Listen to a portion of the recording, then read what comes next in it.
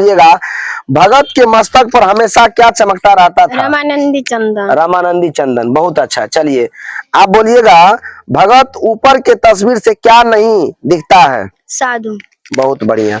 अगला प्रश्न बोलिएगा भगत अपना साहब किसको मानते थे? कबीर को। बहुत अच्छा। चलिए आप बोलिएगा भगत का व्यवहार कैसा था?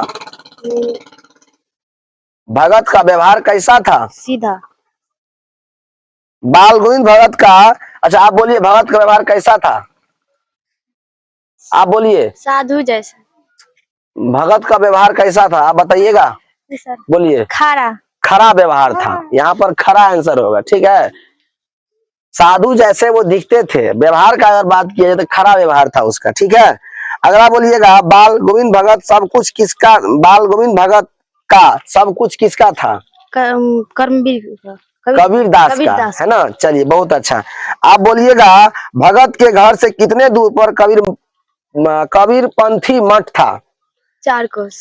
4 कोस, बहुत अच्छा। चलिए हमेशा भगत हमेशा किसके गीतों को गुनगुनाते रहते थे? कबीर के गीतों को। कबीर के गीतों को, बहुत अच्छा। आगे बढ़ते चलिए आप बोलिएगा औरतें कलेवा लेकर कहाँ बैठी थी? आर पर या मेड़ पर, बहुत अच्छा। अगला एक और बता दीजिएगा गोदी में पियवा चमक उठे सखिया चिहुक उठे ना, यह पंक्ति किस पाठ से लिया गया है? बाल गोविंद भगत से, बहुत अच्छा। चलिए आप बोलिएगा बाल गोविंद भगत का प्रभातियां कब से कब तक चलते थे? फागुन से कार्तिक तक। फागुन से नहीं, कार्तिक से फागुन तक, उल्टा मत बोलिए।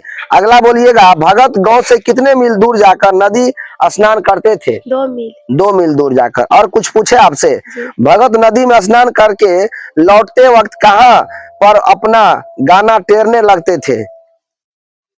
सड़कों पर। नहीं, कौन बताइएगा? पोखर के किनारे। पोखर किनारे नहीं, पोखर के एक भिंडे पर। भिंडे पर। हाँ, मतलब ऊंचा स्थान था जिसको भिंडा कहा गया है, वहीं पर वो अपना गीत गुनगुनाने लगते थे जब स्नान से वापस आते थे तो, है ना। अगला बोलिएगा कमली किसके सिर से बार बार गिर जाते थे? बाल गोविंद भगत के सिर से। आवाज में क्या हो गया है, तबीयत खराब है? चलिए जाइए आगे बढ़िए। आप बोलिएगा बाल गोविंद भगत किस रंग का कंबल ओढ़े हुए रहते थे? काला। काला कंबल, बहुत अच्छा। उसके बाद भगत का कितना बेटा था? एक बेटा था। और बोलिएगा उसके बाद बोलिएगा भगत अपना बेटा को किस लिए सबसे ज्यादा मानते थे? वस्तुस्थ और बोधा था इसलिए ना। चलिए बहुत अच्छा। आप बोलिएगा भादो माह के अदरतिया में किसकी खंजरी डिमक डिमक कर बज रही थी? बाल गोविंद भगत की। बहुत अच्छा। गोदी में पियवा चमक उठे सखियां चिहुक उठे ना, यह पंक्ति किस पाठ से लिया गया है? बाल गोविंद भगत। अच्छा आप बताइएगा बाल गोविंद भगत के बेटा जिस दिन मरे हुए थे तो उस दिन बाल गोविंद भगत क्या कर रहे थे? नाच रहे थे और गा रहे थे। क्यों नाच रहे थे और गा रहे थे? क्योंकि वह बोल रहे थे कि हमारे बेटा का आत्मा परमात्मा से मिलन हो गया, इसलिए।